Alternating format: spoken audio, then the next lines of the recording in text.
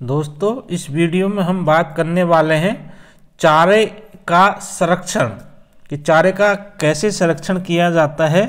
कौन कौन सी विधि है जो कि चारे को संरक्षण के लिए बनाई जाती है, चारे का संरक्षण करना क्यों जरूरी होता है, वो सभी बातें इस वीडियो में मैं बताने वाला हूं।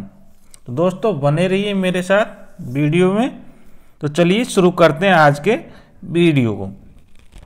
दोस्तों, जब कभी हरा चारा उपलब्ध नहीं होता है, जैसे कि चारे के समय, जैसे बारिश के टाइम पे चारा उपलब्ध होता है, आसानी से मिल जाता है, लेकिन जब कभी गर्मी पड़ रही है तो उस समय चारा बड़ी मुश्किल से मिल पाता है।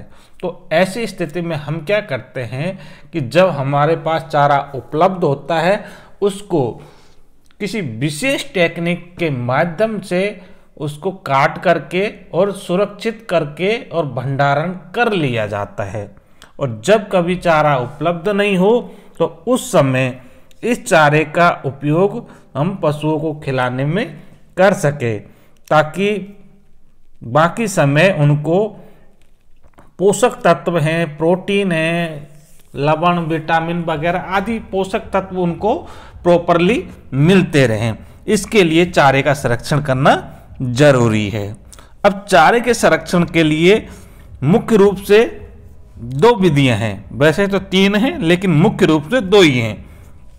जिसमें पहली विधि है सूखी घास, जिसको हे विधि भी हम कहते हैं, हे बनाना कहते हैं। हे क्या होता है? हे एक सूखी घास होती है, वो बनाने का प्रोसीजर अभी हम बात करने वाले हैं।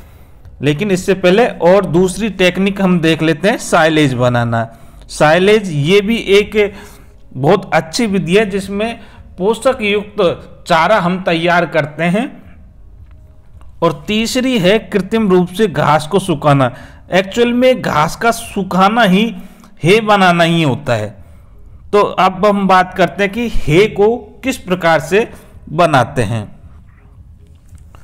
हे को जनरली हम सूखी घास भी कह सकते हैं, कि घास को सुखा करके हे का निर्माण किया जाता है।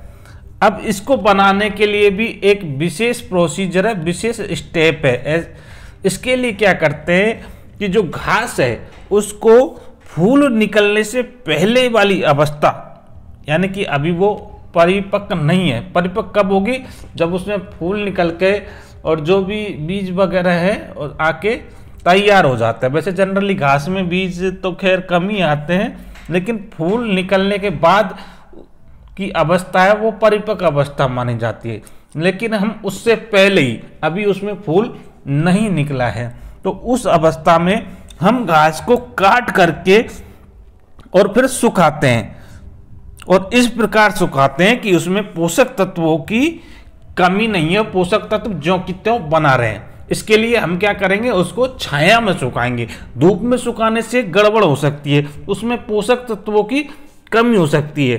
तो उसको हम धूप में नहीं सुखाएंगे, उसको हम छाया में सुखाएंगे, जिससे कि क्या है, वो मुलायम भी रहे, उसमें पोषक तत्वों का ह्रास भी नहीं हो, रंग भी हरा बना रहे और उसमें नमी भी नहीं हो।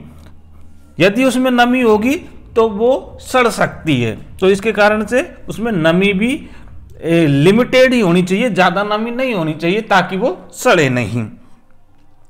और फिर सूखा करके इस चारे को या इस हे को संरक्षित कर लिया जाता है। और जब कभी जरूरत पड़ती है तब जाकर उसको पशुओं को खिला दिया जाता है। ये विधि को हे विधि कहते हैं। अब ये हे किन किन फसलों से बनती है, तो देखा जाए तो हे के लिए मुख्य रूप से तीन तरीके हैं, तीन फसलें हैं जिसमें कैटेगराइज किया है, जैसे कि दलहनी है, दलहनी है और मिश्रित है। ठीक है। अब दलहनी है में आपका आता है दलहन वाली फसलों का हे बनाना। तो दलहन वाली फसलों में आता है रिजगा और बरसीम। ठीक है। जिसमें रिजगा की जो फसल है, इससे हे बनाने की सबसे उत्तम विधि है, ये सबसे अच्छी है। क्यों अच्छी है? क्योंकि इसमें सबसे ज़्यादा प्रोटीन होता है। इसलिए रिजगा की, वैसे तो प्रोटीन सब में होता है, लेकिन रिजगा जो है वो अच्छा माना जाता है क्योंकि इसमें ज़्यादा प्रोटीन होता है। इसके अलावा ए दलहनी हे, इसमें जई या जौ, इनसे ये हे बनाई जाती है।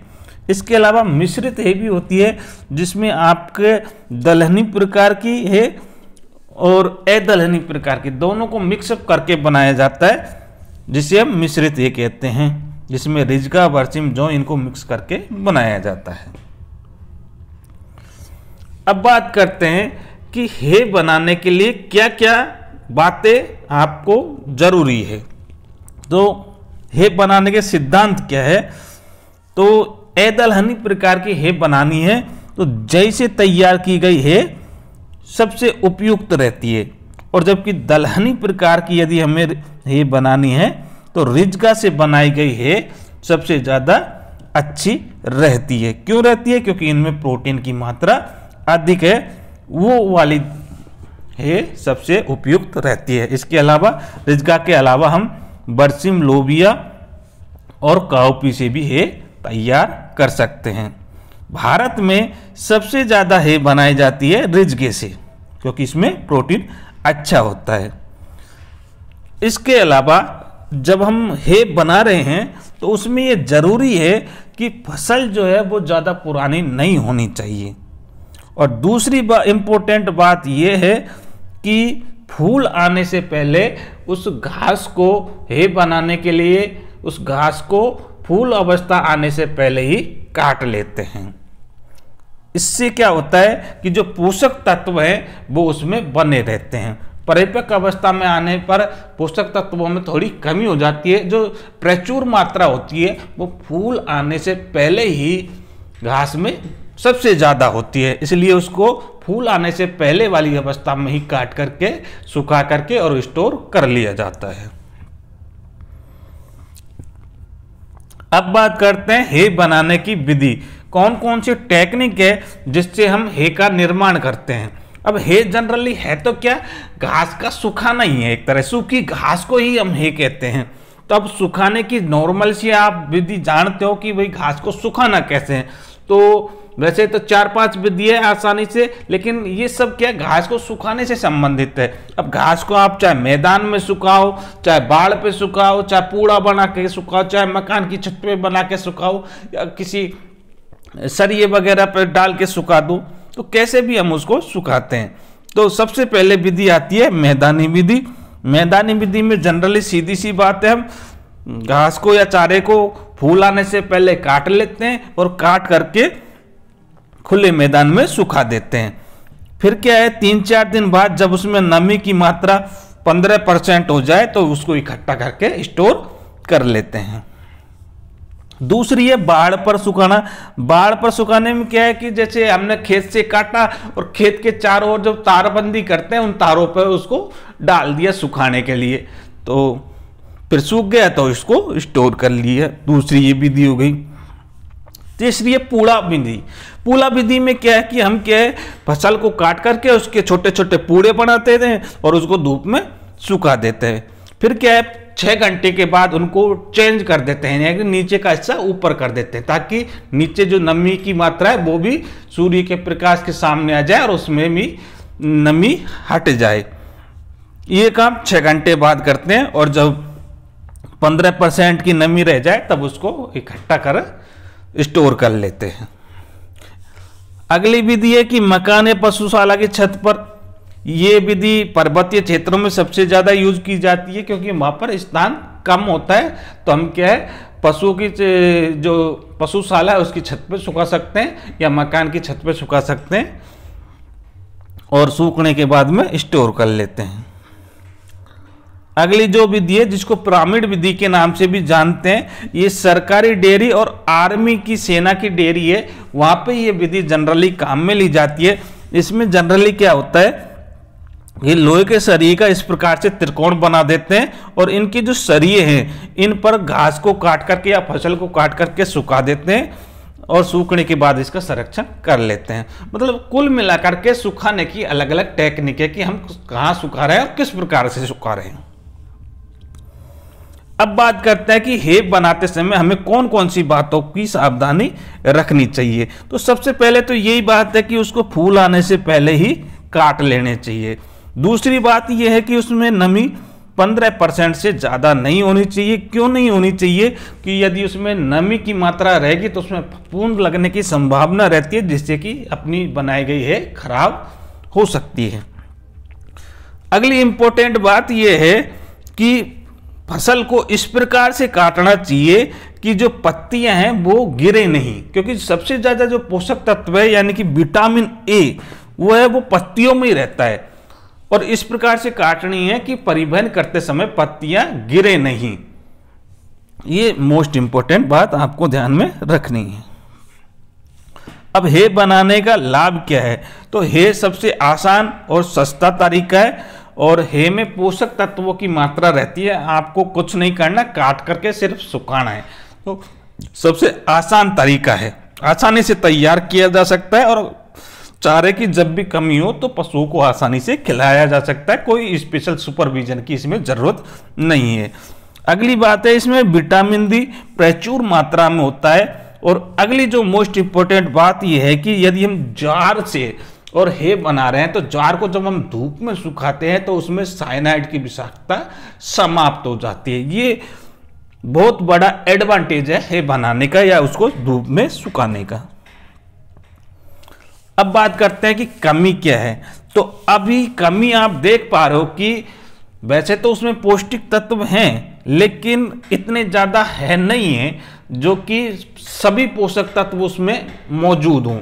उसमें विटामिन ए और डी ठीक ठाक हैं, लेकिन इतने भी सफिशिएंट नहीं है कि पशु की सारी ज़रूरतों को पूरा कर दिया जाए। उसमें हमने कोई एक्स्ट्रा पोषक तत्व को मिक्स नहीं किया है। इस कारण से ये कम पाचक भी होते हैं और स्वादिष्टता में भी कम ही होते हैं। दूसरी ये बात है कि थोड़ी बहुत सावधानी रखनी पड़ती है ताकि हे अपनी खराब नहीं हो, नमी नहीं आए या पत्तियां गिरे नहीं। तो थोड़ी बहुत सावधानियां इसमें रखनी पड़ती है, और खराब मौसम में हे का बनाना थोड़ा मुश्किल हो जाता है। जैसे कि बारिश आ रही है तो कैसे भी कर लो उसमें नमी आएगी, तो ऐसे मौसम में हे बनाना थोड़ा इम्पॉसिबल सा रहता है। अब हे बनाते समय हानियां कौन कौन सी है? तो हे बनाते समय क्या है, ज़्यादातर पत्तियां गिर जाती है, जिनसे विटामिन ए का नुकसान होता है। दूसरी बात यह है कि जब हम उसको सूर्य के प्रकाश में सुखाते हैं तो विटामिन ए में लगभग 80% तक की कमी हो जाती है। तो ये भी एक डिसएडवांटेज है सूर्य के प्रकाश में सुखाने का। अब हे बनाते समय जो भूरा रंग आता है वो मेलार्ड अभिक्रिया के कारण से आता है, और ये मेलार्ड अभिक्रिया में लाइसिन एमिनो अम्ल ये ज़्यादा संवेदनशील पदार्थ होता है। इसके अलावा जब भी हम फसल को सुखा करके उठाते हैं तो उसमें धूल और मिट्टी आ जाती है, जिससे कि गुणवत्ता कम हो सकती है। इसके अलावा कई बार काटते समय भी गड़बड़ हो जाती है कि खरपतवार भी उसके साथ साथ आ जाते हैं, जिससे भी हमारी हे खराब हो सकती है। और बारिश के टाइम पे भी उसमें पानी से भीग जाते हैं तो अपनी हे है वो सड़ने लग जाती है। ये भी थोड़ा एक डिसएडवांटेज है।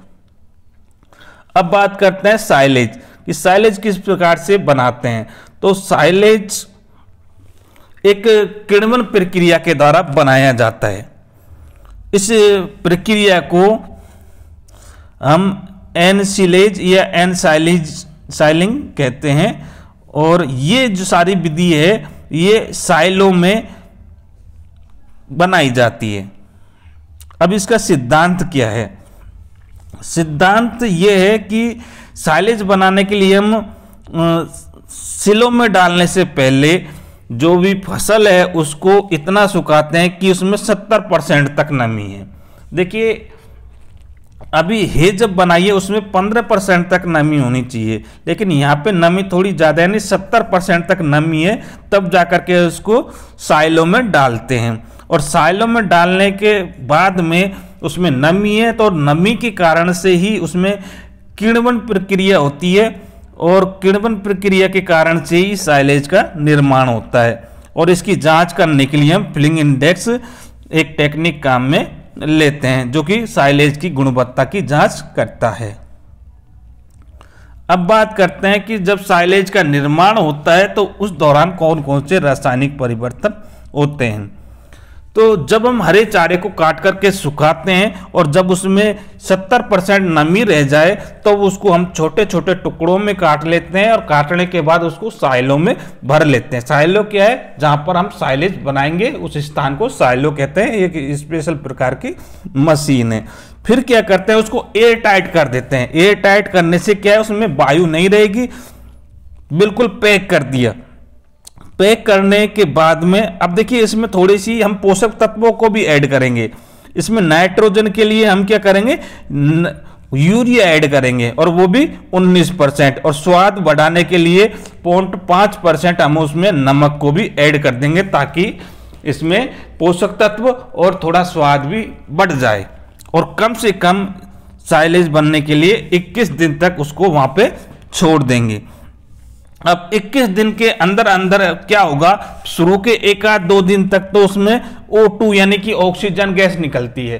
क्यों निकलती है, क्योंकि अभी भी उसमें अंदर गैस भरी पड़ी है, क्योंकि हवा तो पहले है, एयर टाइट तो हमने कर दिया, लेकिन अभी उसमें ऑक्सीजन प्रेजेंट थी, इसके कारण से अभी O2 गैस निकल रही है। लेकिन जैसे जैसे ऑक्सीजन कम होगी धीरे धीरे 2-3 दिन बाद में CO2 का निर्माण प्रारंभ हो जाएगा और CO2 के बनने के साथ साथ वहां पर वैक्यूम क्रिएट हो जाएगा, अवायवीय वातावरण बन जाएगा। और अवायवीय वातावरण बनने के साथ ही उसमें जीवाणुओं का निर्माण शुरू हो जाएगा। अब ये जीवाणु क्या करते हैं, ये कार्बोहाइड्रेट को लैक्टिक अम्ल में परिवर्तित कर देते हैं। जितना भी कार्बोहाइड्रेट है उसको 90% लैक्टिक अम्ल में चेंज कर दिया। और कई बार क्या होता है, लैक्टिक अम्ल तो बनता ही है और कुछ एक मात्रा में एसिटिक अम्ल और फॉर्मिक अम्ल का भी निर्माण कर लेते हैं। अब यदि कई बार क्या होता है कि जो फसल है उसमें शर्करा यानी कि मीठापन थोड़ा कम होता है, तो उसके लिए हम क्या है, कई बार 3 से 3.5% उसमें सीरा यानी कि गुड़ भी ऐड कर देते हैं ताकि उसमें मीठापन थोड़ा सा बढ़ जाए। अब बात करते हैं कि जब ये किण्वन प्रक्रिया होती है तो इसमें कुछ एक मात्रा एल्कोहल की भी बनती है और एल्कोहल में एक स्पेशल प्रकार की सुगंध आती है जो कि पशुओं को भी पसंद रहती है। और ये जो किण्वन प्रक्रिया होती है ये जीवाणु के द्वारा होती है। अब ये जीवाणु प्रोटीन का भी किण्वन करते हैं। प्रोटीन को ये एमिनो अम्ल में बदल देते हैं और एमिनो अम्ल बाद में लैक्टिक अम्ल में परिवर्तित हो जाता है और ये सारी प्रक्रिया जीवाणु के द्वारा ही होती है। यानी कि पूरा की पूरा जो कार्बोहाइड्रेट है वो लैक्टिक अम्ल में बदल रहा है। कार्बोहाइड्रेट भी लैक्टिक अम्ल में बदल रहा है और प्रोटीन भी यहाँ पे पहले एमिनो अम्ल में और बाद में लैक्टिक अम्ल में परिवर्तित हो रहा है। और साइलेज बनाने के लिए हम जनरली ऐसी फसलों का चुनाव करते हैं जिसमें घुलनशील शर्करा यानी कि एक तरह से मीठापन है वो ज्यादा हो। तो इसके लिए हम जनरली मक्का, ज्वार, बाजरा आदि फसलों को काम में लेते हैं। अब साइलेज को हम संरक्षित करने के लिए हम उसमें कौन कौन से ऐड करते हैं, तो संरक्षित करने के लिए हम 2 तत्व यहाँ पे ऐड करेंगे। एक तो सोडियम मेटाबाइसल्फेट और दूसरा एसिड यानी कि डाइल्यूट H2SO4। जनरली कम ही यूज करेंगे क्योंकि ज़्यादा ये खतरनाक होता है। दूसरा, स्वादिष्ट बनाने के लिए हम उसमें गुड़ ऐड करेंगे, यूरिया ऐड करेंगे और चूना पत्थर, हल्की मात्रा में लाइम स्टोन भी उसको ऐड कर देंगे ताकि पशुओं में कैल्शियम की मात्रा बढ़ सके। अब जनरली जिसमें ये बनाने की प्रक्रिया हो रही है उसको कहते हैं साइलो। अब ये साइलो भी 3 प्रकार के होते हैं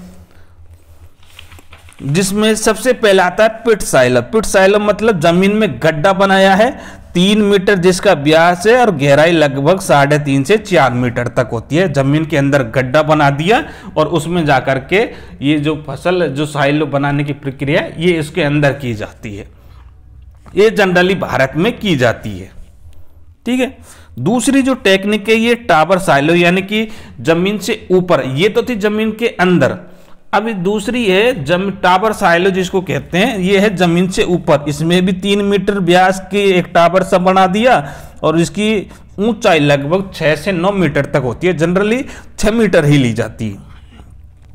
तीसरा तरीका है खाई सैलो। इसमें हम ट्रेंच बनाते हैं जिसकी चौड़ाई 3 मीटर, गहराई 4 मीटर और लंबाई 6 मीटर। तो ये ट्रेंच बना करके और साइलो बनाने की प्रक्रिया इसके अंतर्गत करते हैं।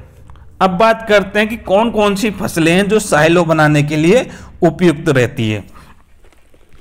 तो जनरली ये देखा गया है कि ऐसी फसलें सही रहती हैं जिसमें एक तो कार्बोहाइड्रेट की मात्रा अच्छी होनी चाहिए, दूसरा उसमें घुलनशील शर्करा की मात्रा भी अच्छी होनी चाहिए।